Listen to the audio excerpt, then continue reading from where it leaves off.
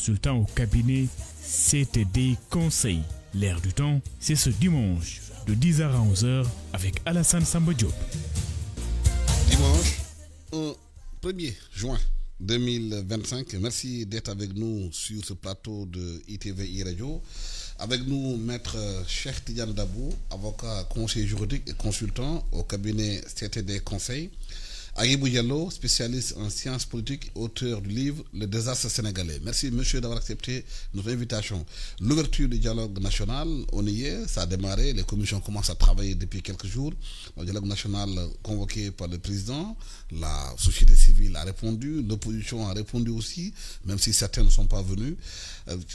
Tidiane, d'abord, cette ouverture du dialogue national, quelle attente peut-on avoir sur le système politique ? Je vous remercie d'abord, Alassane, pour cette invitation.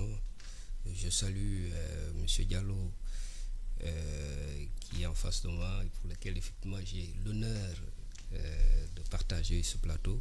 Merci. Mais aussi, je salue vos téléspectateurs ainsi que vos éditeurs à travers toutes vos plateformes. Merci.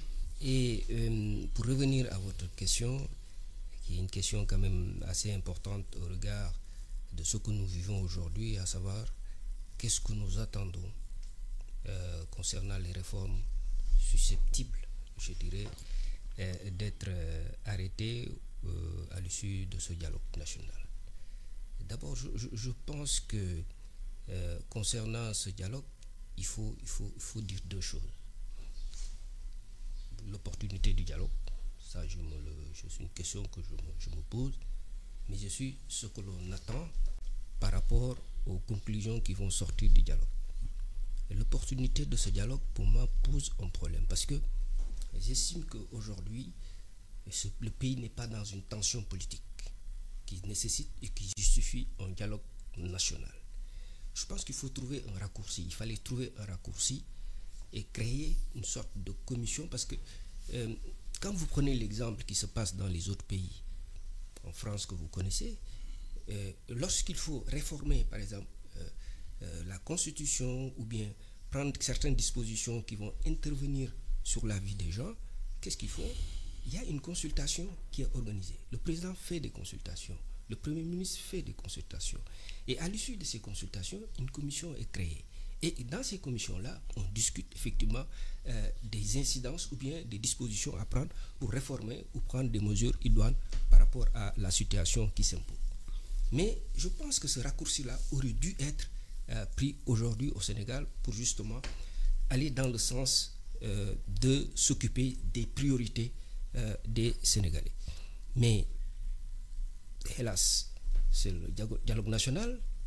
On est encore dans le même tempo que ce qui s'est passé les années passées. C'est une répétition, éternelle répétition, et on n'en tire pas justement les leçons. Et je trouve que qu'est-ce qu'il faut attendre des réformes ? Moi, je pense que les réformes sont déjà, par exemple, dans les assises nationales.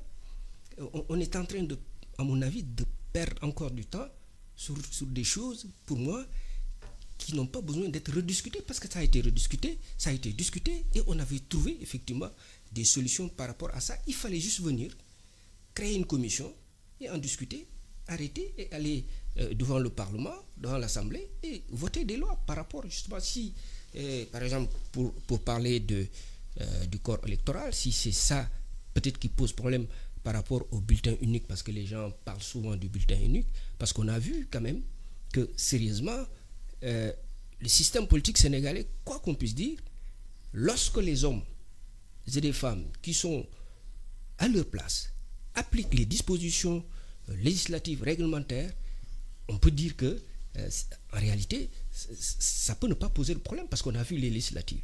Ça n'a pas posé de problème, parce que les hommes et les femmes qui étaient nommés à ces places-là, ont appliqué les dispositions réglementaires législatives qui ont trait effectivement à l'élection législative. Donc, il n'y avait pas de problème.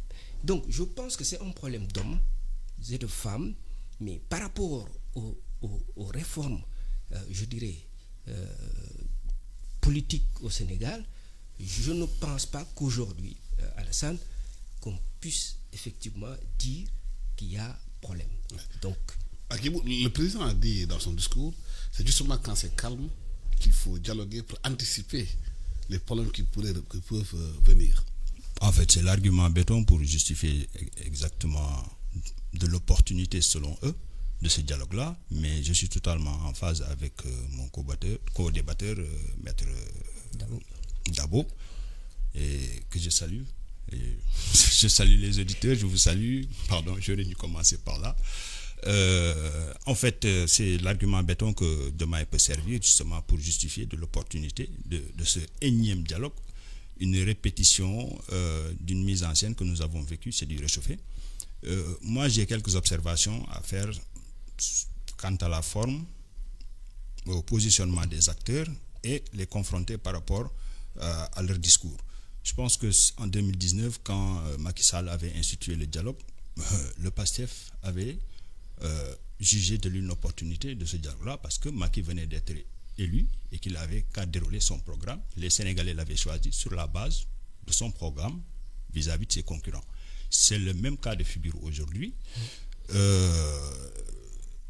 Ce qui se passe, c'est qu'aujourd'hui, ce que j'observe par ailleurs, c'est que l'APR qui a institutionnalisé le dialogue a boycotté parce que justement, il y a des contentieux judiciaires qui font qu'ils sont même en train, comment dirais-je, d'enfourcher le même cheval que le PASTEF. C'est-à-dire qu'on est en train d'instrumentaliser l'appareil judiciaire pour régler des comptes politiques. Tiens, c'est quelque chose qui nous rappelle, qui est tout frais dans notre mémoire. Mais quand même, entre 2019 et 2024, il y a quand même des événements qui sont déroulés dans ce pays-là, qui sont très graves, qui ont fracturé le pays pratiquement. Mais c'est passé sous la loi. C'est passé sous la loi. Il y a un dialogue au moins pour apaiser le pays. C'est passé sous la loi d'amnistie. On n'a pas fait une commission de vérité et de réconciliation. On a préféré nous entretenir des arguties judiciaires ou juridiques pour ne finalement rien faire alors qu'ils avaient promis d'abroger la loi d'amnistie. Maintenant, ce dialogue-là, ce n'est qu'une reprise à la fois des assises nationales, parce que les thématiques ont été prises en charge par les assises nationales, mais mieux, nous avons la Commission nationale de réforme des institutions qui a été financée avec l'argent du public. Mais mieux encore, les 15 points sur lesquels nous avions été interpellés lors du référendum de 2016 prennent en compte l'essentiel des questions politiques qui vont être débattues là-bas. Il suffit tout simplement de mettre un décret ou de s'accorder sur le contenu du décret pour organiser le jeu politique entre les partis politiques. Mais je termine. Juste un constat. La Côte d'Ivoire a connu une période de tension de 2004 à 2010. Pendant 10 ans, oui. Entre-temps, nous avions tenu les assises nationales. Et en 2009, quand nous terminions les assises nationales, le PIB de la Côte d'Ivoire était de 33 milliards de dollars pendant que nous étions à 16. Aujourd'hui, la Côte d'Ivoire est à 86,6 milliards de PIB pendant que nous sommes à peine à 30 milliards. C'est-à-dire que le Côte d'Ivoire a fait presque le double et un peu plus pendant toute cette période-là, un bond économique extraordinaire, pendant que nous sommes en train aujourd'hui de chercher le diable pour lui tirer sa queue. Mais est-ce que justement ce dialogue, il ne peut pas qu'une commission réconciliation sorte des idées qui peuvent être proposées aux Sénégalais? Oui. Parce que les Sénégalais ont quand même besoin de se rabibocher pour pouvoir partir de l'avant. Parce que le pays, quoi qu'on le dise ou non, il est fracturé. Oui, mais... Il y a des positions qui sont là, qui sont des positions vraiment qui vont à l'encontre des intérêts du Sénégal. Oui, en fait, moi c'est là où je ne comprends pas la démarche qui est initiée. Parce que vous sortez d'une période extrêmement difficile, une tension qui, quand même, où on a vu des Sénégalais s'affronter, où il y a eu des morts, il y a des blessés. Et à la sortie, au sortir, je ne sais pas comment je peux le dire, au sortir de cette situation, on voit qu'on doit encore faire un dialogue national. En général, dans des situations comme ça, Alassane, ce qui convient de faire, et ce qu'on a vu dans les pays où ce genre de tension s'était posé, c'est que les gens créaient des commissions vérité et réconciliation pour aller de l'avant. Et aujourd'hui, on s'entête à ne pas le faire, parce que quand même, il va y avoir des problèmes. Parce que quand vous entendez des gens, je fais une digression par rapport à la loi d'amnistie. Oui, il y a des gens qu'il faut attaquer parce que qu'il faut inculper parce que tout simplement la loi d'amnistie aujourd'hui permet, enfin dans la loi d'amnistie il y a des crimes qui n'ont pas été qui sont exclus. Et on va systématiquement là où on va aller et ça risque de créer encore une tension, je ne dirais pas politique mais une tension sociale, d'accord, et ça risque d'amener encore des difficultés aujourd'hui dans la société sénégalaise où sur le plan, vous le savez, social, économique, aujourd'hui, c'est pas rose. Il faut le dire, il faut l'avouer, c'est pas rose du tout. Alors, la commission vérité et réconciliation pouvait être l'échappatoire qui aurait permis aujourd'hui que les Sénégalais se parlent, se réconcilient. Ça ne veut pas dire qu'il n'y aura pas quelques poursuites, parce que même dans les pays qui ont installé la commission vérité et réconciliation, il y a eu des poursuites quand même. Mais ça permet aux gens de se parler, de diagnostiquer, de mettre des mots derrière vraiment des faits qui sont passés. Parce qu'aujourd'hui, si vous vous souvenez de ce qui s'était passé au Rwanda, ce qui s'est passé en Afrique du Sud, tout ça, mais c'était beaucoup plus grave en Afrique du Sud, parce qu'il y a toutes les tueries au Rwanda, c'était mais vraiment c'était abominable. Mais les gens ont accepté de se parler. Et à travers des commissions. Et là, je pense que ce qui est important, c'est que dans un pays où les gens ne se parlent pas, où la tension sociale n'est pas apaisée, il y aura toujours des difficultés. Et je ne pense pas qu'à chaque fois, la réponse c'est un dialogue national. D'abord, parler, même on peut dire, parce que c'est l'image que l'on donne toujours pour l'Afrique. Et l'autre jour, j'étais en déplacement professionnel dans un pays africain. On me dit, mais au Sénégal, les gens ne font que dialoguer. Mais au sortir de ces dialogues, qu'est-ce qu'on trouve? Qu'est-ce que vous arrêtez? On n'arrête rien. Même il y a des rapports, mais les rapports sont où? On revient sur le rapport sur la justice, mais ça donne quoi aujourd'hui? Est-ce qu'il y a eu des lois sont votées pour l'application des dispositions par rapport à ce rapport? Il n'y a rien qui est fait. Alors on enchaîne encore sur un dialogue national dont l'opportunité aujourd'hui, comme l'a si bien dit M. Diallo, en tout cas nous interpelle. Pour terminer sur un point, vous savez, je ne sais pas qu'est-ce qu'on cherche à travers ce dialogue national, parce que moi je me dis, je dis ceci: vous avez une justice qui a l'air de fonctionner, qui fait son travail. Vous avez un parquet financier qui fait son travail. Vous avez le parquet général qui fait son travail. Et vous allez vous lancer dans ce dialogue national où, en réalité, on a l'impression que c'est des gens qui veulent se rencontrer et qui veulent parler. Mais en réalité, demandez aux Sénégalais, posez la question aux Sénégalais, est-ce qu'effectivement ils sont pour ce dialogue national? Moi je suis vraiment perplexe par rapport à ce dialogue. Pour dialoguer c'est bien, mais je ne vois pas réellement son... Il y a quand même des réformes qui sont attendues par rapport au système politique, par rapport au nombre de partis.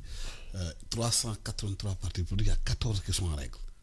Ensuite, il y a des réformes qu'il faut faire aussi sur le plan constitutionnel, peut-être, pour le plan institutionnel. Bien sûr qu'il y a des réformes à faire sur le plan institutionnel. Je pense que le modèle, la monarchie présidentielle que nous avons hérité de la Ve République est totalement inadapté à notre sociologie politique, pour être plus englobant. Et il fallait justement adapter notre État, ou en tout cas reconnecter notre État avec sa société. J'ai tendance à dire que nous avons décolonisé les territoires, mais nous tardons à... C'est un petit clin d'œil que j'ai fait à l'écrivain kényan qui vient de nous quitter, Ngugi wa Thiong'o, qui a publié son livre « Décoloniser les esprits ». Moi, je parle de décoloniser notre État. L'imprimature du pouvoir de Faidherbe se reflète à nos dirigeants, quelle que soit la personne humaine qui l'incarne, de Senghor à Bassirou Diomaye Faye. Et donc, cette administration-là avait une vocation coloniale et impérialiste. Donc, à extravertir notre économie et à subvertir, je veux dire, la cohésion sociale. Et je pense que nous sommes en train de subir les effets aujourd'hui compte tenu des diffractions que nous vivons d'un point de vue sociétal. Et donc, effectivement, et oui, il faut des réformes institutionnelles, mais courageuses, c'est-à-dire que nous allons puiser dans les profondeurs de notre conscience historique, compte tenu de toute notre trajectoire, pour bâtir une société et un État qui correspond à l'état objectif de notre condition sociale d'existence, pour parler comme les marxistes. Et c'est ça qu'il nous faut. Mais malheureusement, nous avons une petite administration politisée qui a, je veux dire, fait une OPA sur l'État et l'appareil d'État et qui s'impose, c'est le fameux système qu'on nous sert, mais qui est plus complexe qu'on ne voudrait le réduire. Et donc, c'est là où, jusqu'ici, nous n'avons pas osé franchir le pas depuis les assises nationales. Parce que ceux qui ont porté les assises nationales, il faut le dire, ont été les premiers saboteurs des assises nationales. Absolument. Et donc, voilà. Et donc, si maintenant nous n'arrivons pas à amender le leadership, et aussi le leadership n'arrive pas à s'amender pour comprendre la gravité de la situation actuelle et le courage que ça demande de faire les réformes, mais nous serons dans le statu quo et nous aurons derrière les grands principes les petites coteries et les petits arrangements politiciens, mais qui ne régleront pas la situation sociale qui est quasi explosive. Vous pensez que ce dialogue-là, c'est pour faire des arrangements, des coteries? Mais bien sûr, rien qu'à voir la posture des acteurs, le jeu de rôle des uns et des autres. Moi, je ne peux pas comprendre, et d'ailleurs, c'est quelque chose d'un point de vue éthique qui m'interpelle. Le président Bassirou Diomaye Faye, au sortir de sa période d'incarcération, c'est lui-même qui l'a dit. Il a pris langue avec le fils du président Macky Sall pour entretenir le dialogue, pendant qu'ils avaient boycotté le dialogue qui allait permettre à Khalifa et à Karim de participer aux élections et à régler la question du parrainage. Ils avaient rué dans les brancards ce dialogue-là, mais quand il s'est agi de leur sort personnel, ils ont ravalé leur ego pour appeler Macky Sall. Mais pourquoi ne le ferait-il pas si la situation est si critique qu'il faille dialoguer? Pourquoi ne ravaleraient-ils pas leur orgueil personnel? Parce que c'est l'éthique de responsabilité qui le commande, parce que c'est l'avenir du pays aujourd'hui qui est en jeu, qu'il appelle Macky Sall et qu'il discute. Ils avaient discuté en catimini, c'est eux qui l'ont rendu public. Aujourd'hui, le pays est dans l'impasse. Les acteurs politiques, ils sont ceux qui, en fait, encadrent le leadership, qui doivent tirer la société et les citoyens vers l'eau. C'est justement de ravaler leur orgueil pour discuter, au lieu de maintenir, je veux dire, cette opposition de façade, mais qui a des incidences sociales et politiques graves, puisque ce sont les citoyens qui s'entretuent sur le terrain. Et c'est ça qui est dommage et dommageable. Et donc, il nous faut sortir de cette praxis politicienne qui est totalement dommageable et nuisible pour notre société et imposer des leaders qu'ils s'amendent et qu'ils arrêtent ces grands principes qu'ils déclament et derrière lesquels on voit un comportement de petit arrangement. Quel que soit le dialogue aujourd'hui dans le pays, il y a une situation qui est là, qui interpelle les citoyens, c'est la situation économique et sociale du pays. Est-ce que ce dialogue aussi n'est pas une voie pour se pencher sur ces problèmes économiques et sociaux que vivent les Sénégalais? Oui, mais le problème, c'est de savoir, est-ce que dans les commissions, il y a une commission qui est chargée justement de se pencher sur ces problèmes. Et puis que c'est la politique qui bloque l'économie. Oui, apparemment, c'est la politique qui bloque l'économie dans ce pays-là. Parce que la politique bloque. Il y a tellement de politique, l'économie est ravalée au sommet. Oui, parce que la politique bloque l'économie. Aujourd'hui, c'est vrai, il faut oser le dire, il y a une frilosité des opérateurs économiques. Ça, il faut le dire, parce que si on note une certaine frilosité, c'est parce que tout simplement, il y a une peur quand même qui se note à travers des actions qui ont été menées par-ci et par-là, parce que le Sénégalais, d'emblée, d'habitude, a peur de la justice, et même, je dirais que les autres opérateurs économiques étrangers, quand ils voient ce qui se passe, c'est vrai, ils ont tendance à faire très très attention parce qu'ils se disent que peut-être ils peuvent aussi être poursuivis pour des faits de corruption. Vous pensez à la réduction des comptes en impact sur l'économie, c'est ça? Oui, parce que forcément la réduction, ça, bien vrai que tout le monde est d'accord sur la réduction des comptes, mais moi, en tant qu'avocat, juriste, il y a une façon de faire ce genre parce que j'ai pratiqué le parquet financier de France, de Paris, et dans des affaires économiques et financières, c'est très très rare qu'on mette des gens en détention, parce que l'objectif en matière financière, c'est pas de mettre des gens en détention, c'est tout simplement de trouver un arrangement pour essayer de sortir de cette situation où la peur peut effectivement faire reculer des investisseurs. En fait, récupérer l'argent. C'est-à-dire, il faut récupérer l'argent. Souvent, c'est comme ça que ça se passe. Vous avez quelqu'un, vous le poursuivez, vous lui demandez de cautionner. Et quand il cautionne, mais cet argent, in fine, a toutes les chances, 90% de chances de se retrouver dans les caisses de l'État. Et la personne même n'intéresse pas. On est en matière financière. Ce n'est pas la personne qui intéresse effectivement le pénal. Ce qui intéresse le pénal, c'est l'argent ou les faits économiques qui sont poursuivis.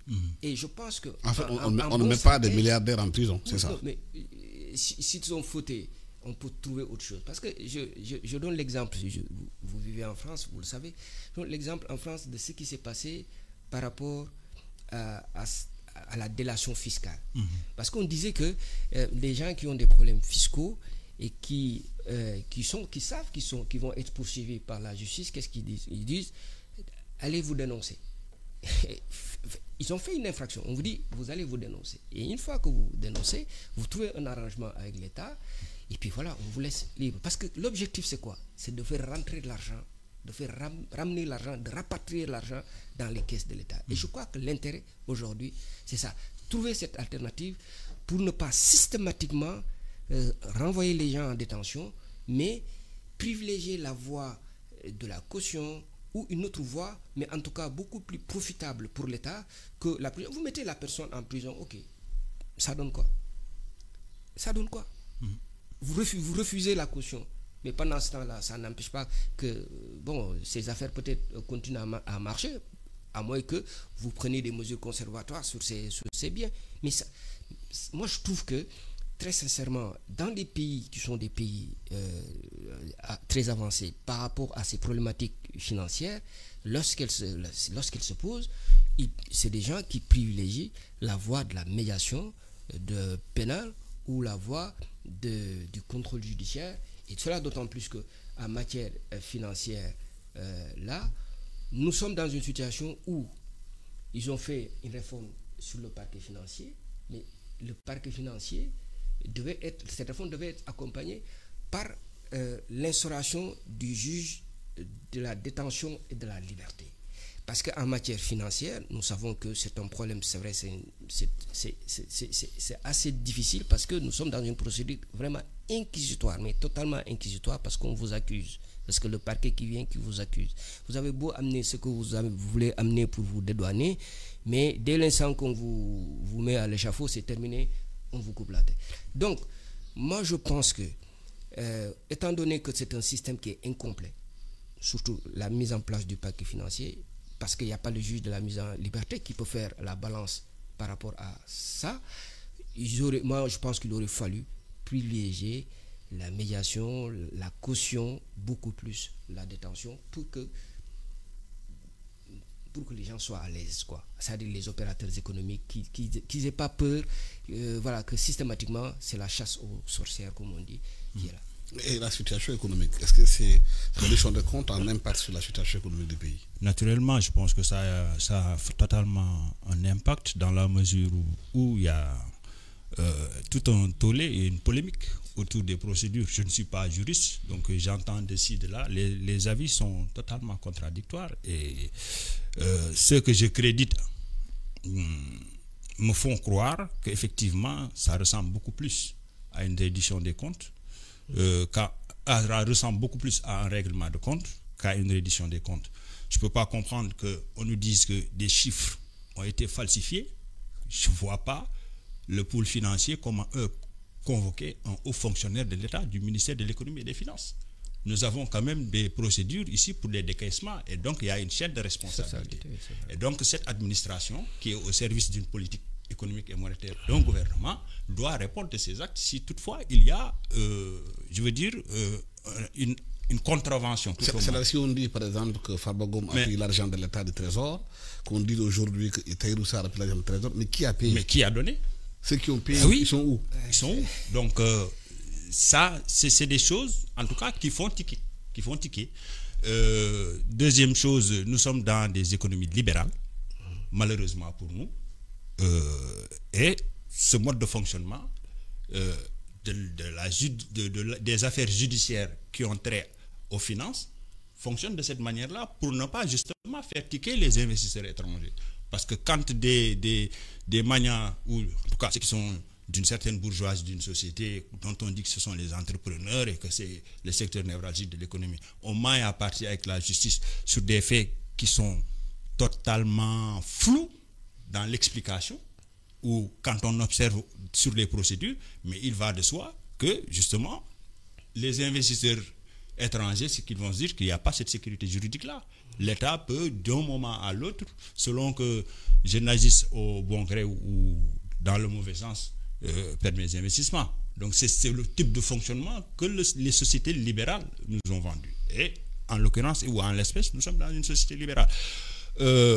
La reddition des comptes, oui, mais je pense que ce qu'ils ont tendance à oublier, c'est que en fait, il y a une question insoluble qui a traversé les trois alternances. Laquelle? C'est l'emploi des jeunes. C'est ça. L'emploi des jeunes. Wade a été élu sur la base de celui qui n'a pas de travail lève la main. Il est parti, il a laissé une palanquée de jeunes livrés justement à des choix suicidaires ou en tout cas à des choix peu recommandables. Et Macky Sall et tout. Et nous voyons que cette nouvelle alternance, en dépit des promesses mirobolantes qu'ils avaient vendues au peuple, le processus, ou en tout cas la situation, reste intacte. Et il serait temps qu'on se penche sur la question de l'industrialisation du pays, sur les 6 pôles régionaux économiques qu'ils allaient mettre en place. Et je pense que c'est sur ça que nous devrions débattre. Comment remodeler notre administration par rapport justement à la modification de notre dispositif de production économique. Et c'est pour moi, c'est ça le débat. Absorber cette masse de jeunes qui est errant, qui est livrée à elle-même. Et c'est ça pour moi. Est-ce que ces réformes sont indispensables pour l'économie sénégalaise? Sinon, on est à quelques jours de la Tabaski. Il y a beaucoup de moutons dans les daras, là. Mais il n'y a pas de clients. Apparemment, l'argent, ne circule plus. Il n'y a pas d'acheteurs. Non, mais on revient effectivement à ce qu'on avait dit tout à l'heure, à savoir que cette frilosité sur les opérateurs économiques, parce que souvent, il y a la solidarité entre Sénégalais qui faisait en sorte que le trickle down, oui, comme disait voilà Reagan, mais ruissellement. Voilà, mais aujourd'hui, moi, de ce que j'ai vu, j'avoue que ça me fait un peu peur. Il y a des gens qui n'étaient pas dans des problèmes avant, je le disais tout à l'heure, mais c'est des personnes aujourd'hui, c'est de nouveaux nécessiteux, de nouveaux nécessiteux que moi je vois. Des gens que vous ne croyez jamais, vous sollicitez pour des problèmes ponctuels, qui vous appellent pour parler de dépenses. Voilà, c'est ça. Alors qu'ils sont d'un certain niveau. Et je me dis, peut-être c'est des gens qui ont peur. Il y a des gens qui ont de l'argent, peut-être, mais qui ont peur de sortir cet argent. Vous savez, mais c'est quand même extraordinaire. Mais parce qu'ils ne savent pas, parce que il faut pas. Moi, c'est là où, quand on copie un système, ça devient dangereux. Et le système, c'est bien le système je reviens sur le système du parquet financier. C'est très bien. Tout le monde, en tant que juriste, vous êtes d'accord parce qu'il nous faut un parquet financier spécialisé dans des infractions économiques, tout ça. Mais sauf que au Sénégal, les gens ont toujours fonctionné avec du liquide. C'est comme ça. Il faut de l'intelligence sociale. Mais il faut savoir que une intelligence sociale dans la façon de faire les choses. On vous dit, allez justifier. On vous dit, vous justifiez. Ici, dans nos pays africains, là, tout se passe comme ça. C'est l'informel. C'est l'informel. Vous allez demander à quelqu'un qui touchait des millions, tout ça, dit, bon, maintenant, dites-nous, comment vous avez touché ces millions ou ces milliards avant? Il sera incapable de le. Et pourtant, il l'a obtenu de façon tout à fait licite. Soit il a obtenu des commissions, il a obtenu des. Mais les commissions ne sont pas bannies. C'est quelqu'un qui est dans les affaires, mais quand même, il a travaillé, il peut toucher des commissions, mais c'est tout à fait légal. Mais aujourd'hui, même quand vous leur demandez, quand ils interviennent dans des dossiers, vous leur dites, bon, vous avez une commission, ils disent, oulala, moi, des histoires de commission, je ne veux pas. Alors que les commissions, vous les déclarez, c'est tout à fait légitime, tout à fait normal. C'est quand même, c'est pas un salaire, mais ça s'appelle commission. Commission, c'est reconnu par tous les gens qui travaillent. Comme le lobby est légalisé aux États-Unis. Voilà, c'est tout à fait normal. Mais les gens ont peur aujourd'hui. Peur même de faire des affaires.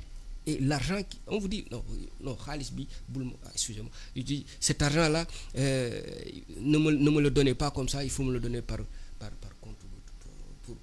C'est terrible. Vous voyez, et là où on en est aujourd'hui, les gens ont peur. Voilà. La diplomatie sénégalaise en question, par rapport à ce qui vient de se passer, notre compatriote Hott a été battu par le Mauritanie Oulta. Mais bien avant, il y a eu aussi des épisodes où la diplomatie sénégalaise était pratiquement à la rue. Oui, et je pense que les simplets ont vite fait le raccourci en l'imputant au nouveau régime. C'est leur échec diplomatique, dit-on, pour peut-être leur renvoyer la balle quand Ablaye Bathily en 2017 avait perdu. Donc, 2017. Maintenant, je pense que c'est l'affaire d'un cycle. J'ai tendance à donner aujourd'hui, ne serait-ce que formellement, sur la stature des hommes d'État que nous avons connus et le nouveau modèle, le nouveau prototype, le nouvel archétype. Bizarrement, en écoutant le président Moustapha Niasse lors du dialogue, son phrasé était châtié, comparativement justement au style de langage du nouveau leader. Et donc, lui, qui est diplomate de carrière, nous donnait, au-delà du cours magistral qu'il nous a administré sur la question senghorienne de l'État, mais donc du point de vue stylistique, le syllogisme du phrasé et tout, mais marquait nettement la différence avec les gens de ma génération. Est-ce que le Sénégal n'a pas dormi sur ses lauriers? Justement, c'est ce que j'en viens là. Que nous sommes les plus beaux, les plus intelligents. On regarde les gens de haut. Au moment où les gens travaillent, nous on dort. Nous avons eu ce type-là dont nous avons voulu nous dépouiller, mais sans véritablement prendre le temps aussi de nous hisser à leur hauteur pour les dépasser. C'est que nous sommes en deçà. Alors que nous avons la prétention, non seulement nous avons sous-estimé ce qu'ils ont fait, nous méprisons ce qu'ils sont, nous avons la prétention d'être mieux et plus, mais à l'observation, on voit nettement que nous sommes en deçà de leur niveau. Et c'est ça que je veux dire. Et là où justement je voulais en venir, c'est que nous sommes restés sur nos acquis pendant que le monde bouge. Aujourd'hui, la science a tellement évolué qu'il faut une mise à jour pratiquement quotidienne. Il ne faut plus... le savoir est dynamique, change, je veux dire, explore l'immensité de l'impossible. Et nous avons cette culture de la répétition et nous sommes conservateurs justement de certains usages qui sont totalement archaïques. Si on regarde bien la Mauritanie, aujourd'hui qui a pris la commission de la BAD, je pense que ça a commencé avec l'équipe nationale de football de la Mauritanie, qui est issue des académies qui ont été mises en place, qui commence à s'imposer un peu plus en Afrique. On regarde un peu, tous les secteurs bougent au niveau de la Mauritanie jusqu'à ce qu'ils prennent la présidence de la BAD. Et pourtant, la Mauritanie n'est pas membre de la CEDEAO. Mais tout ça, ça traduit quoi? Que, comme l'a si bien expliqué aussi M. Diallo, mais il ne faut pas dormir sur ses lauriers. Le Sénégal, sur le plan de la diplomatie, avait une réputation. Mais cette réputation était liée à la présence de grandes personnalités. Et quand Michel Ndiaye a été nommé au niveau de la BAD, Babacar Ndiaye, pratiquement le fondateur de la BAD, pratiquement. Oui, pratiquement, en 1985. À l'époque, le Sénégal, sur le plan diplomatique, il n'y avait pas photo. Il y avait Cheikh Fall Air Afrique. Justement. Et quand vous avez Ibrahim Fall, l'ancien ministre des Affaires étrangères, en vie, toujours, longue vie à lui. Vous avez ce monsieur qui connaît tout le système institutionnel international. Et je me pose la question, pourquoi il n'avait pas été associé dans le lobbying? Parce que j'avais lu concernant ce monsieur Ould Sidi Taya que les journalistes, les hommes politiques, les diplomates de son pays, tous les gens ont fait du lobbying pour le faire élire à ce poste. Mais lorsqu'il y a un problème de ce genre se pose, je pense que même au Sénégal, ce qui aurait dû être fait, c'est d'associer tout le monde. C'est pas un échec du parti au pouvoir. Simplement, il faut savoir que nous avons affaire à quelqu'un quand même qui a un pédigré qui est quand même assez immense, qui a été 10 ans, je crois, à la BDA, qui a son réseau. Déjà lui-même, il a son réseau. Il a son réseau diplomatique. Mais le processus de la descente aux enfers de l'opposition sénégalaise a commencé depuis longtemps. Oui, mais depuis Abdoulaye Wade jusqu'à Macky Sall, c'est toujours chaque année on perd. Et donc c'est pourquoi on ne peut pas considérer que l'équipe qui est là, l'équipe présente là, le nouveau gouvernement, l'échec c'est leur échec. Non, c'est un échec qui était tellement prévisible. C'était tellement prévisible. Parce que quand même, quand on voit les scores... Mais quand même, quand on a une ministre des Affaires étrangères dont on a du mal à saisir la portée de ses propos aussi, alors qu'on est en diplomatie là où le langage se veut clair, oui, mais, il ne faudrait pas aussi qu'on s'étonne. Oui, je ne sais pas. Je pense que c'est une femme qui doit être hyper compétente, mais elle n'est pas là où il faut. Oui, ça, quand même, nous pouvons en convenir. Et ça, c'est elle qui doit, est-ce que la question de fond mettre en œuvre la politique étrangère? Est-ce que la question de fond qu'on creuse beaucoup plus en profondeur, c'est pas dû quelque part au fait qu'on est en train aujourd'hui de récolter le désinvestissement du Sénégal dans l'éducation depuis les plans d'ajustement structurel, que ceux qui sont là aujourd'hui sont des fruits de ce plan-là. Oui, mais de façon globale, le pays lui-même. Le pays. Mais qui est en train de perdre sur le plan éducationnel beaucoup de choses. Oui, mais quand vous voyez par exemple M. Hott, lui, c'est quelqu'un quand même qui est sur le plan de la compétence. Il est extra. Il a un CV balèze, comme on dit. Non, c'est quelqu'un, je pense que il aurait pu occuper ce poste-là. Il a les compétences. Vraiment, il pouvait faire. Il n'y a pas eu le lobbying qu'il fallait. Il n'y a pas derrière. Il n'a pas une équipe derrière. Il n'avait pas eu d'équipe derrière. Moi, j'ai une autre observation par rapport à ça aussi. C'est que la Côte d'Ivoire a soutenu la Mauritanie. Alors que, historiquement, nous avions ensemble adopté les mêmes positions au niveau international, je pense. La Côte d'Ivoire a appliqué la maxime de Gaulle. Les États n'ont pas d'amis, n'ont que des intérêts. Oui, mais là où il y a un petit quand même bémol à faire, sans vouloir véritablement verser dans un tribalisme, c'est que on ne peut pas soutenir aussi un pays qui encore pratique l'esclavage sur notre continent, avec tout ce que nous avons vécu par rapport à ce drame-là. Je veux dire, d'un point de vue... Oui, ils ont adopté les conventions qui l'abolissent, mais elles n'en restent pas moins pratiquées. Justement, ce truc de ouf, quoi. Est-ce que la Côte d'Ivoire n'a pas mis en avant ses intérêts? Oui, mais la Côte d'Ivoire et l'Afrique noire partagent justement ce poids historique et tragique. Et donc, d'un point de vue symbolique, je pense quand même que les Africains, l'Afrique noire, doivent quand même poser la centralité de la question de l'esclavage en Mauritanie. Il est dans le symbole. La Côte d'Ivoire est dans les intérêts économiques. Et Ouattara, c'est une économie pure et dure. Oui, non, mais aussi, il ne faut pas... Moi, vous avez raison. Les États, c'est vrai qu'on aurait dû regarder tout ça. Mais aussi, moi, je pense que... c'est une interpellation. La Côte d'Ivoire, avec la nouvelle équipe qui nous dirige aujourd'hui au Sénégal, est-ce qu'il n'y a pas de ressentiment, des ressentis par rapport à cette nouvelle équipe qui vient d'arriver, et qui impose une autre vision politique, est-ce qu'il n'y a pas un ressenti? Est-ce que les gens... C'est possible.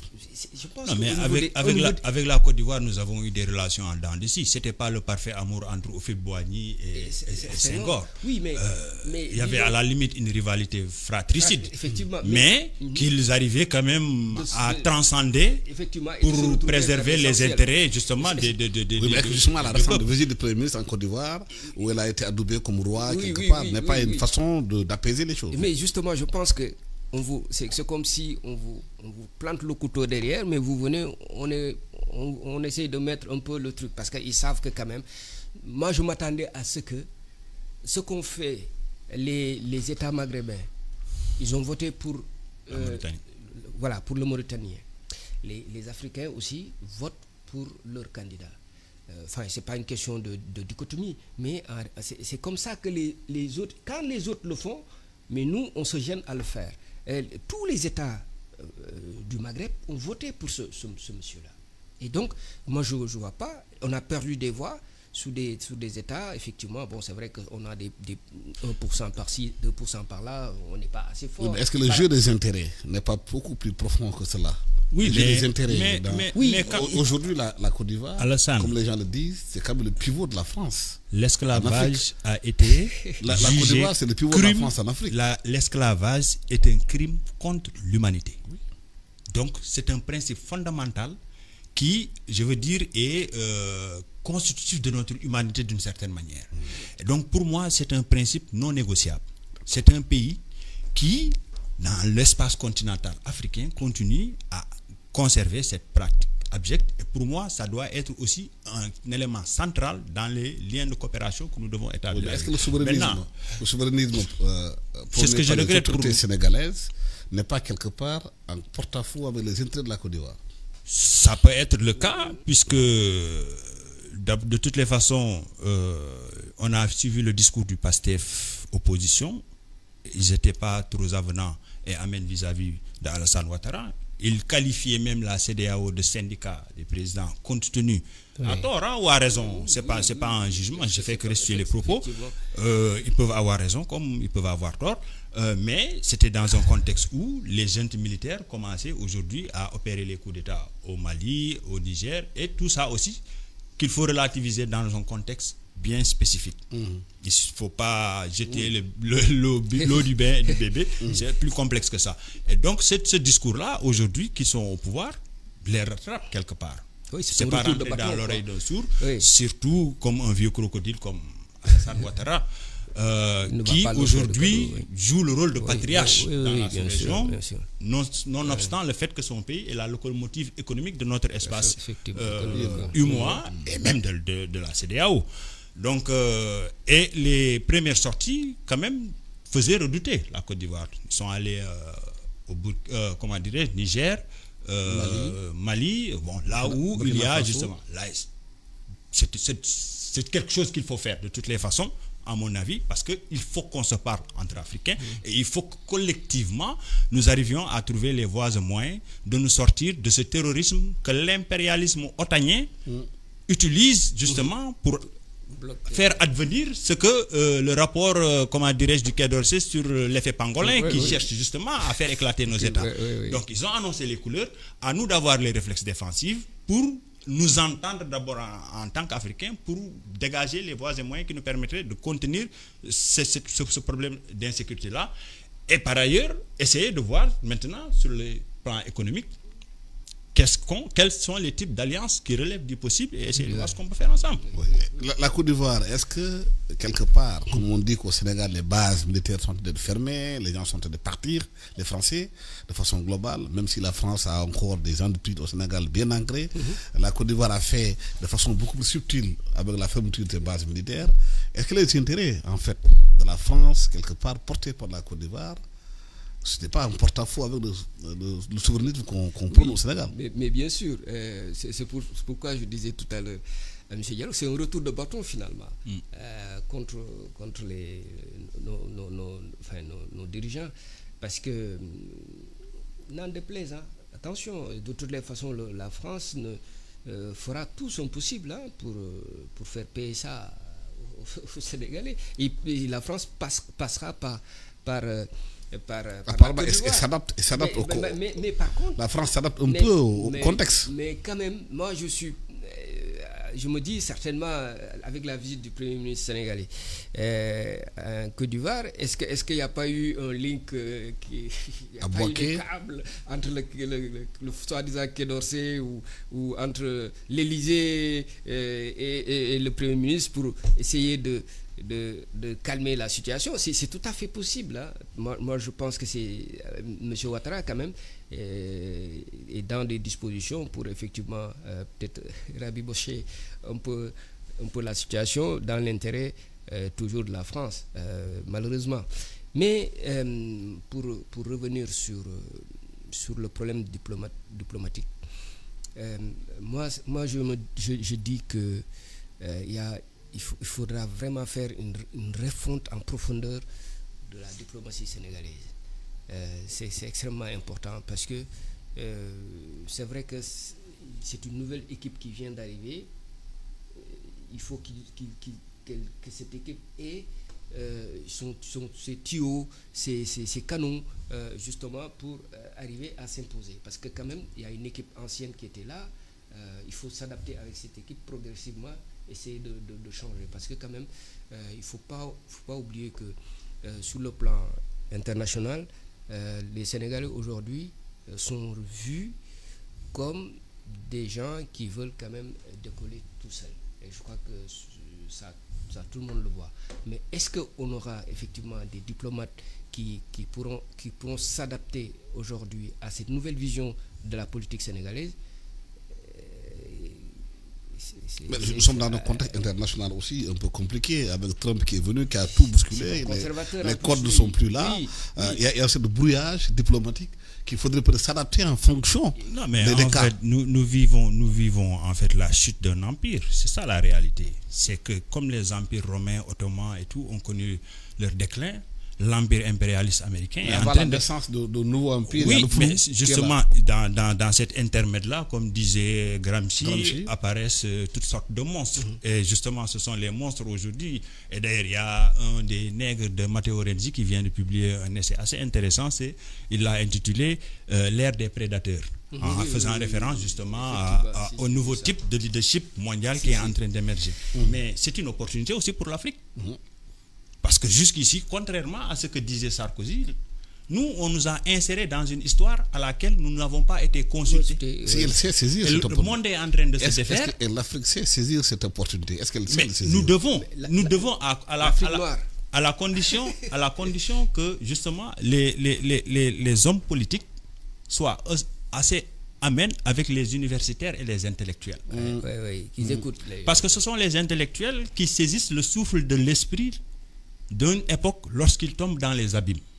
Voilà. Et donc, pour ouvrir les voies. Et justement, nous devons. Il y a le monde est en train de se défaire. Il y a un nouveau monde qui est en train d'émerger. Je donne un exemple. Par exemple, l'Asie centrale, le Ouzbékistan, Tadjikistan, Turkménistan, Kazakhstan. C'est des pays qui existent depuis 1991, qui ont pris leur indépendance. Mais aujourd'hui, ils captent 7,5% du commerce mondial.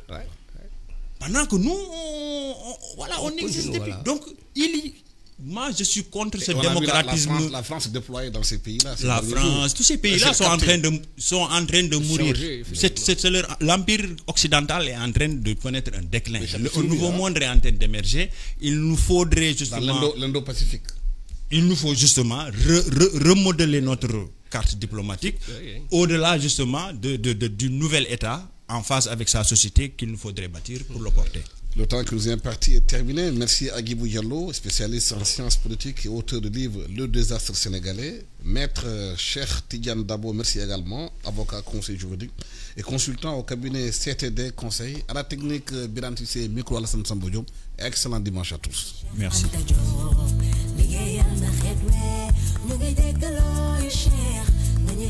Nous